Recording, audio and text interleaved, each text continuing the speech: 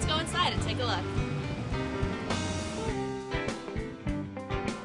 First, we clean the repair area with an alcohol pad.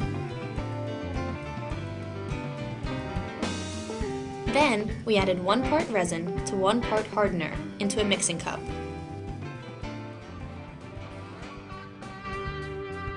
Next, we thoroughly mix them together with a mixing stick.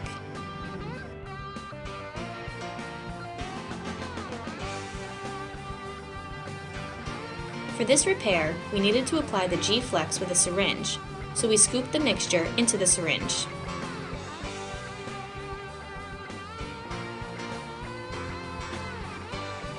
We then injected the G-Flex into the repair area.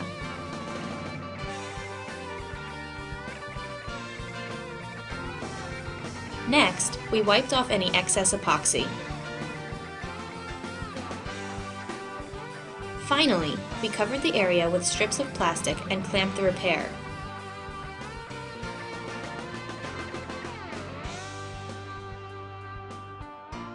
The plastic prevents the clamps from sticking to the board.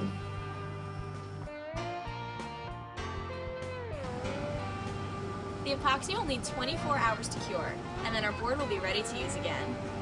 Be sure to join us back in the workshop for more how-to projects from JD TV.